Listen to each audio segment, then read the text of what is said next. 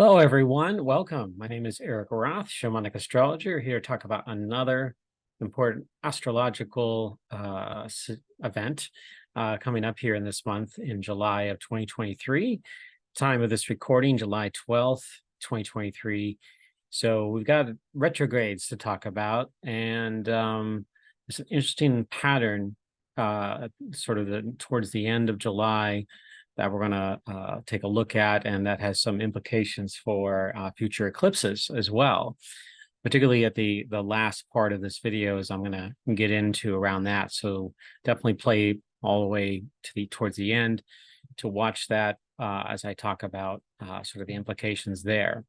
But this is a continuing series of signs, planets, and stellar rhythms, and be aware that there are going to be some in the near future, some live streaming on YouTube that I'll do, and it'll help support me to continue to do more videos and to really talk about subjects that I really love to talk about in astrology. So look out for that, look out for notifications around that, and excited to go forward. And I've got still got lots of travel this summer and into the early to mid fall as well here in the state of Oregon, where I live. All right, so I'll go ahead and start this video, and let's get going. Okay, retrogrades. And starting with Venus retrograde, this is episode 51 of Signs, Planets, and Stellar Rhythms. This is the regular series that I do, outlining certain kinds of major events in astrological happenings here in the across the board, particularly with the planets and the signs that they move into, certain kinds of transits. And I do plan on doing other videos around like just general astrological topics that are more what we call evergreen topics, and be sure to tune into my postings on either on my newsletter and or my social media outlets when I post articles and short articles and blog posts around other astrological events. All right, so Venus retrograde. So we're going to get into it. I know that that's a big topic. I get questions from many particularly when I'm doing readings for people out here. Look get, as you know, could be called horoscopes readings, but it's really looking at their chart and helping them orient their life in a way that is more in alignment with their soul's intent. And so Venus retrogrades have been a big topic in recent readings. People asking about what does Venus retrograde mean for them personally. So we'll get into that here. So the highlights to get into, we're going to talk a little bit about Venus and Leo first off, then Venus retrograde, the big one of 2023, retrograde timeline. So sort of the major dates during the time to look at during Venus's retrograde period, the archetype of Leo just in general. So we'll have more information about that as well. The new synodic cycle of Venus. In fact, I think Venus and Leo and the archetype of Leo is they're pretty much interchangeable here. I think I've rearranged some things there. But also the new synodic cycle of Venus. That retrograde period is a signal for all of us that Venus is about to enter a new cycle, synodic cycle of itself. And we'll talk about that. And then also retrogrades of Eris and Chiron. So I'm only including this because they're happening like really like the day before. One is happening the day before Venus goes retrograde, and one is happening the day after. So we have 3 days in a row of 3 planets, planetary bodies. One's, stationary retrograde all 3 days, July 21st through the 23rd. So it's very unusual. I don't think I've seen that before. I've seen it 2 days in a row before, but in my practice, I haven't seen 3 planets in 3 consecutive days go retrograde. So this is really unusual. situation here. And the other two, Venus is, of course, in Leo, and the other two are in Aries, the sign of Aries. All right, so let's take a look at Venus in Leo and the archetype of Leo itself. It's going to combine this a bit. So Venus's ingress, or its entry into the sign of Leo, that began June 5th. I talked about this in the last video, the dance of Venus and Mars, and what that means symbolically, which is an entirely new, not new, but it would be an entirely new kind of video to even go even further than I went in the last video. But Venus stays in this sign of Leo for over 4 months until October 8th, due to the planet going retrograde. So whenever Venus is going retrograde in a particular sign, typically it's in that sign for about 4 months, but sometimes it's right on the edge of one sign or cusp, and it retrogrades back and forth. So it could be sometimes in 2 different signs over that 4-month period. So when an inner planet does stay in a sign for an extra long time, like Venus, Mars can do this, but that can last for up to 7 months or so. This is means it is a deeper octave of this archetypal expression of Leo coming out and being expressed within humanity. In this case, Venus and Leo. Venus is the archetypal feminine principle. Just that's what it stands for by itself. It's a receptive force, whereas Mars is more of an active force. So Venus is more of the yin in ancient Chinese philosophy. So receptive force meaning it tends to kind of take on the energies and other of all that is around it. Venus by itself, it can initiate, but it initiates through receptivity. So it's to some degree, it can not necessarily reactive, but it opens up to that space. Because both the masculine and feminine can be initiators. But again, this is the principal archetype. It's not about that, oh, this is all women and this is all men. This is everything in between and much, much more. And not regulated specifically into those limits and boundaries there. This is sort of just the core essence of these particular principles. For Venus and Leo, becomes a receptive Leo, which in itself, Leo by itself, is also an active creative force. Leo is a fire energy, fire elemental energy. So it's a really active, strongly active creative force. It's very willful, and it's at its core is about radiant, radical self-love. So self-love at the core, and yes, it can connect in a shadow of overwhelming pride and ego and narcissism and its selfishness and so forth. But at its core, it can tap into a space that radiates out that self-love and inspires others, and becomes where that love becomes generous. It becomes something not giving in a way. It's a form of its energy expression.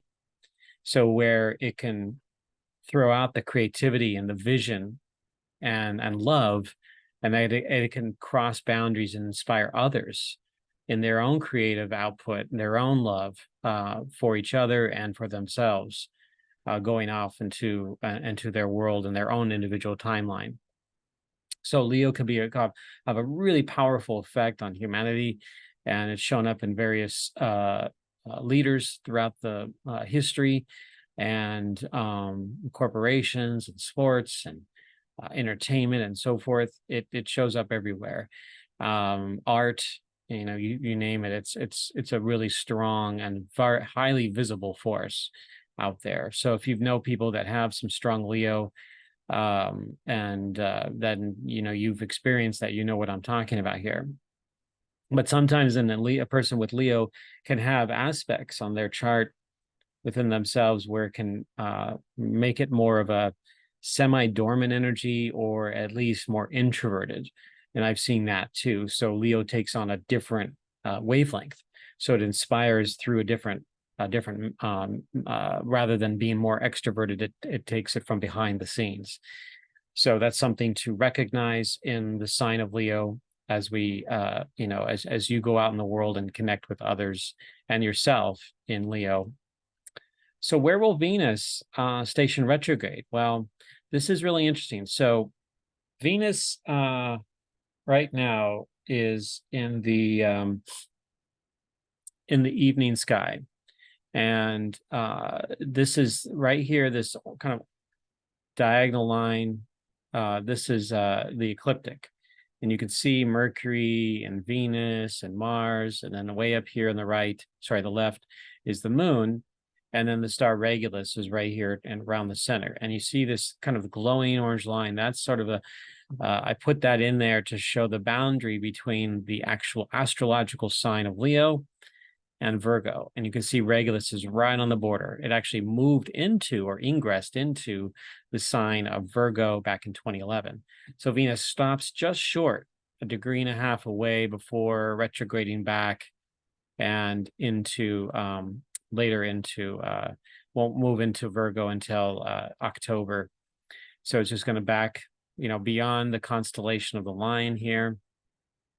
Gets back to 12 degrees and then rockets back there. So Mars continues on its journey through the sign of Virgo and into Libra later on in the year.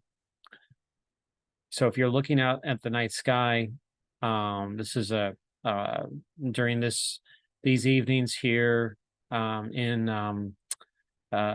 in July and early August, you can see Venus really, really readily until it disappears, which I'll talk about here. Actually, I will be creating a whole nother video just specifically for the new cycle, kind of a rundown or a summary of the new Venus synodic cycle in Leo and some of the major points of the 19-month period for Venus. Okay, Venus retrograde. Station retrograde at 2836 Leo on July 22nd, very close to the star Regulus. Venus will stay retrograde for about 6 weeks until September 3rd, 2023. So it's always roughly 6 weeks that Venus is retrograde, and each and every time, every 19 months or so, it'll go retrograde from, that means that from one retrograde point to the very next one, or if, whenever you're measuring a particular Venus aspect, specifically around whether it be evening or morning sky, it's always going to be that 19-month period. So Venus spends over 4 months in Leo, as we've talked about, and the retrograde signals a new Venus cycle that will begin in about a month. So whenever it goes retrograde, you can pretty much count on around a month's time that Venus will have its new synodic cycle. So how we measure that is the heliacal rise of Venus, which I'll have a slide for in just a little bit here about what this means. And then, of course, a whole nother video specifically about this new cycle. So that's just a kind of a snippet of what to expect here. So what does Venus retrograde mean? Well, it's really neutral, meaning that it's not good or bad. I get asked this question. People come to me and they're concerned. They have even sometimes anxieties around Venus retrograde. And it can, certainly if you have a very sensitive point in your chart, if there's something there that maybe something where there's a Pluto or a Chiron aspect or a Saturn aspect where they're, maybe around your natal moon, it can uncover some things that might be very, very sensitive and deal with vulnerabilities and fears. I can see where that can happen. But in general, Venus retrograde is not necessarily something that's going to trigger a lot of what some might call like negative or bad stuff. But, it's almost like a fear of the word retrograde because it's associated maybe with Mercury or maybe some of the other planets. So no planet going retrograde is either bad or good. It's really neutral. It's in how we react. It's in how we perceive it and how we feel with it.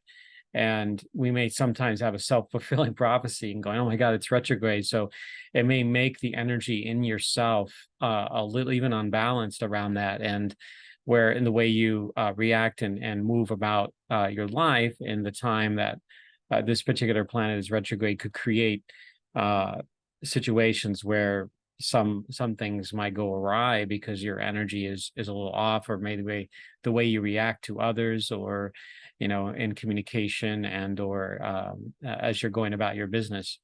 So for Venus specifically, this is a receptive rewind or review of the territory that it's moved through in the sign and in the sky. Of course, Leo is that sign, and I've talked about extensively what this means. So it's really kind of getting back into what radical radiant self-love is for ourselves and having the courage and will to truly experience it within.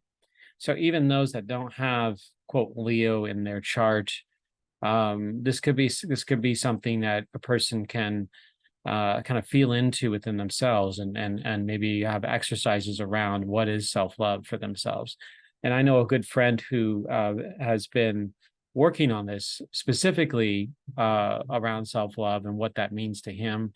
And each person can, even without strong Leo, it's in the environment. It's like Venus is there in Leo. You can work with it.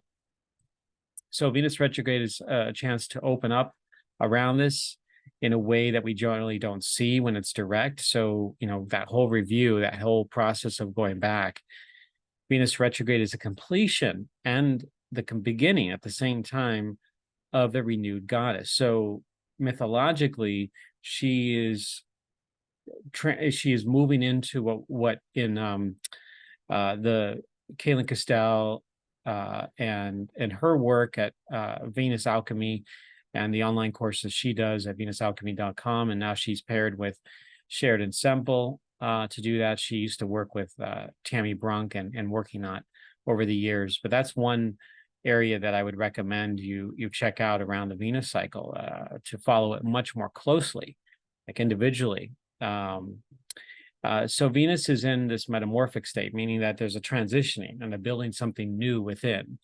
And so Venus is about to pass between the Earth and the Sun. So Venus ends up eventually will become lost in the glare of the sun. And that's the whole metamorphic state there. That's that process. So it's a discovery to experience the power of the new archetype, and that's Leo. And that's why it's staying this sign for as long as it is, in order to fully blossom this sign in a powerful and a forthright way. Like to say, I'm taking on this sign and I'm gonna go for it. I'm gonna work with it. I've claimed it. Regulus, the star I mentioned a couple of times, Venus has an apparent stop, if you will. When a planet goes retrograde or direct, when it's transitioning, it can feel like it's stopping in the sky. It's not really moving, aside from the spinning of the Earth, and it looks like it's rising or set. The planet's rising or setting across the sky. But as far as moving against the backdrop of the stars, it's not really moving very much, and usually for a couple of days, and particularly in Venus's case. So the star Regulus is the heart of the sky lion, or the heart of the lion constellation. It's a potent star astrologically, symbolizing our own lifeblood and personal power. This star can initiate mysteries within to be revealed and made conscious. Regulus is one of the four ancient stars, originally representing spatial direction, and were once called one of the royal stars of Persia. Regulus's place is why the line in the sky profoundly impacted cultures for thousands of years. The lion constellation inspired the building of the Great Sphinx of Egypt and was revered as well, obviously. And so that's a whole other topic. I mean, you could do a whole video just specifically on Regulus. In fact, I've worked with Kaylin Castell on talking about stars and astrology, which you can find at mystaralchemy.com for more information there. Venus stops less than 2 degrees, not passing it until early October. It is as if the goddess herself needs to go through her metamorphic phase symbolically to shift her desires and path in order to meet the heart of the sky lion. So Venus is essentially this, we can think of it on a spiritual level or metaphysical level, that it's this great goddess in the sky, and it's going through its transition, it's going through its pattern. And as it's about to reach Regulus, it decides, it's like, oh, wait, I've got to work on this stuff with Leo first before moving over and connecting with Regulus fully and into the sign of Virgo. So it's going through its own metamorphic initiation and transformation in order to get to that place where it can embrace and work with Virgo later on, and particularly Regulus, which sits at 0 degrees Virgo. That's why it's so a powerful place for really any planet to go over. And in fact, astrologers have looked at Regulus as one of the more powerful stars in a person's life. So if you have any personal planets within 6 degrees of 29 degrees or 29 degrees Leo or 0 degrees Virgo, then that star is a very powerful star for you. Typically, it's in conjunction, although some look at it from a place of, oh, I've got it opposite or I've got it square. There could be some transmissions, if you will, or influence from Regulus in that way as well. So the new synodic cycle of Venus, is going to come at August 19/20th. But here's the timeline of the Venus retrograde from July 22nd till September 3rd. So July 22nd, obviously, it stations retrograde at 2836 Leo. On the 6th of August, Venus gets within 10 degrees of the sun. So it rapidly gets closer to the sun. It's like going back to the sun to be with the glow, the core of the solar system itself, the greater mysteries. And that happens at 2417 Leo. So there could be some people that see it on August 7th, or won't be able to see it on August 5th or 6th. So that depends on your horizon line and how much, what your sky looks like, cloud weather-wise. On August 13th, Venus and the Sun conjunct at 2028 Leo. Astronomers still call that an inferior conjunction because the Venus doesn't last too long between the Sun and the Earth before popping back out in the other side of the sky. But just for more, I would say this would give it a greater understanding, like interior. This means it's interior between the Sun and the Earth. So that's why we've been using, and other people in shamanic astrology school of thought has been using that particular word rather than inferior. And then by August 19th, Venus is technically 10 degrees from the Sun, is now visible, but that happens after the morning, at least here in the west coast of the US. So some people will be able to see it on the 19th, maybe as early as the 18th, but most people will be seeing it on August 20th. And that officially begins at 16 degrees, 38 minutes Leo. And then on September 3rd, Venus stations direct at 1212 Leo. And that's at about a minus 4.6 magnitude. So very, very bright. When Venus gets close to the Sun like that, from our perspective here on Earth, it can be very, very bright, particularly in the morning sky. All right. And then just a little snippet of this new synodic cycle. If you go to venusalchemy.com, Kaylin Castell's work and Shared and Simple's work, you can find a lot more information about it there, although I will share more in the coming weeks about the new synodic cycle of Venus. So in the middle of the retrograde period, this planet, Venus, will rise in the early morning sky. So right now it's in the evening sky here in July, but by August 19/20th, it'll be in the morning, early morning sky. So it does that because it's passing between, it's faster, it moves faster than Earth, it's passing between the Sun and the Earth, and then it pops out in that. From our perspective, it shows up in the morning. And Mars will still be in the evening. So the Sun will be, quote, separating Mars and Venus from each other, even though right now, at the time of this recording, they're still somewhat together in the sky. Now, there's something when it first rises in the early morning called heliacal rise. This has to do with the relationship to the Sun. So it's a first visible sight. It's this experiential type of cycle.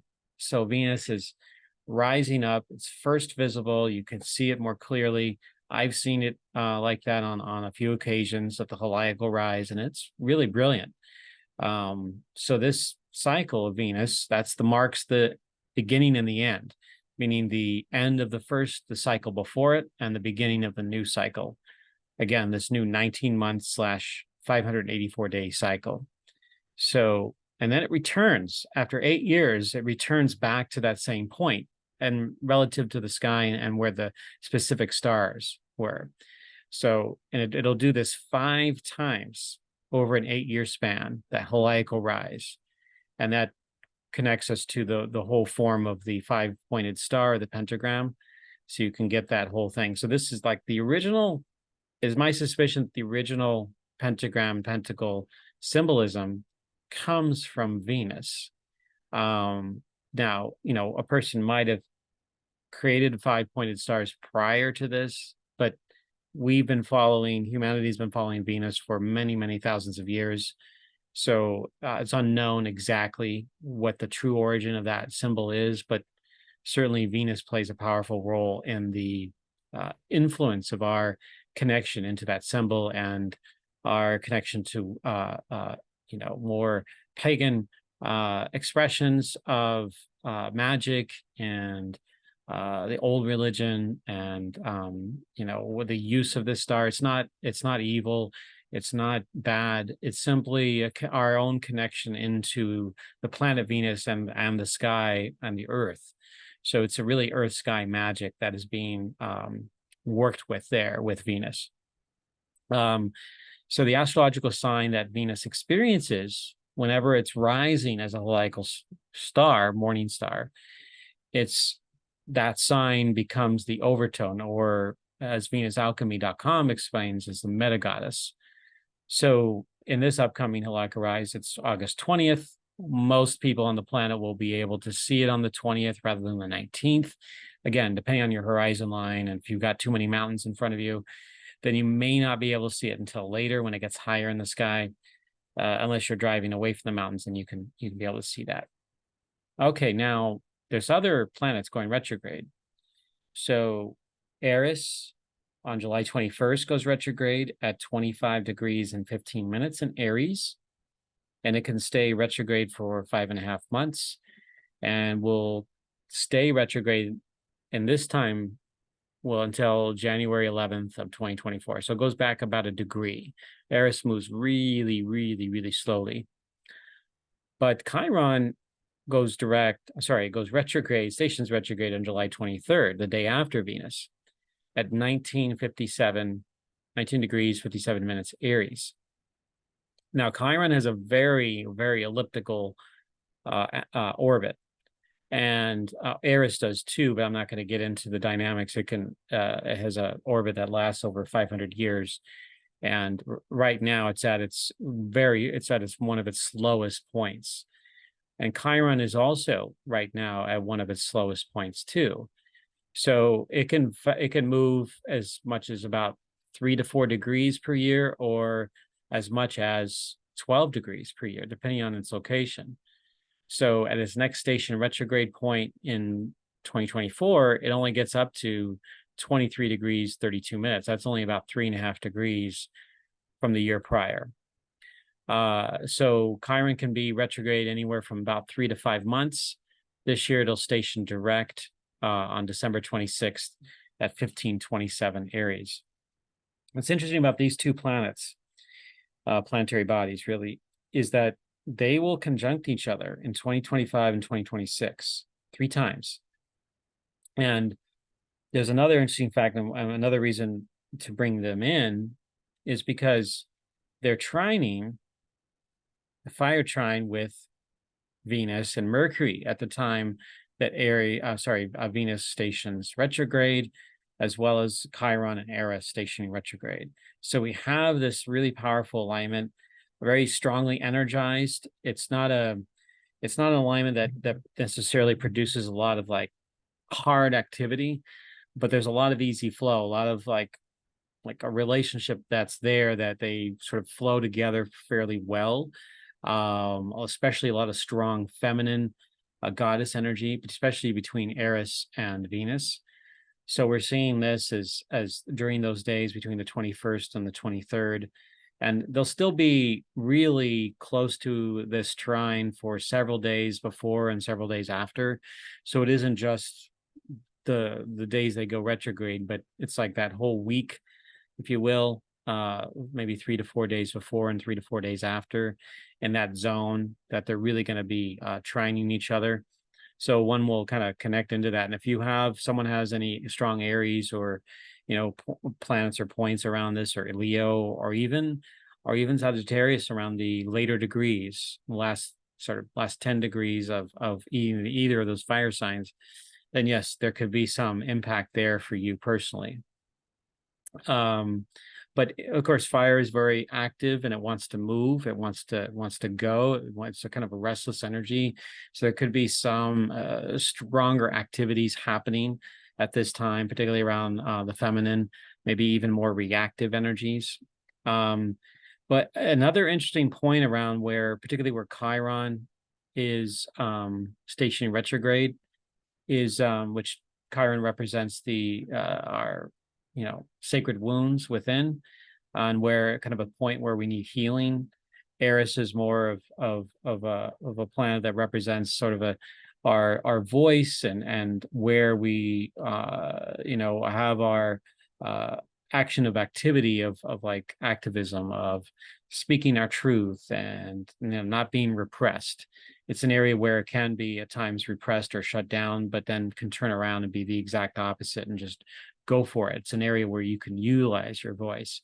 So there's 2 solar eclipses that are upcoming here, October 14th, 2023, opposite this area where Chiron and Eris are here. That's an annular solar eclipse. And then on April 8th, 2024, a total solar eclipse will be right over here as well, right in Aries. In fact, very, very close, within about a half degree of where Chiron stations retrograde. So I find that really fascinating, that there's something special about these eclipses, and not just because that they're happening in the US and North America, but there's something really special about it, and that these eclipses could be activating something really important for humanity and this Aries Libra polarity, which is more about not just for Libra, conscious equal partnership and building relationships and building community and circles, and really communicating effectively with one another, like knowing the needs of others. And then Aries standing up and being counted and being an earth defender, a cosmic defender, someone who stands up and really connects and finds that mission and purpose, opens up. And particularly with Chiron, finding whatever wound might be holding it back, and recognizing and understanding that to be a warrior, if you will, quote unquote, is also to know your vulnerabilities and to work with them and to gain your medicine, and not just to go out and fight restlessly around you, but to deal with, sort of what I call the battle within. Like, hey, I need to find that balance where I need to work on my own healing. This is part of that strong polarity that's happening. And perhaps these eclipses are going to be activating that strongly for humanity, and for those that have, personal points in Aries and Libra, perhaps even in the sign of Cancer and Capricorn in square relationship. So that's what I've got for you here. And thank you for watching this and being a part of it. If you really like this, feel free to click on the thumbs up for like, and subscribe to my channel. That helps support me to do more videos in the future. I do personal astrology readings, / horoscopes, classes, events, astrocartography. And just to stay tuned, that I am in the process of also creating more educational material with a new school being planned in 2024. So something to look out for. My website is inspiralnexus.com. And I work with Kaylin Costell at mystaralchemy.com. And you can learn more about the stars and working with them in magic and astrology by taking those courses. And there's a new one coming up here in the beginning of October of 2023. So stay tuned for that. I thank you all, everyone. Happy sky watching, and enjoy Enjoy the stars and the magic and all that is. Be well, everyone. Take care.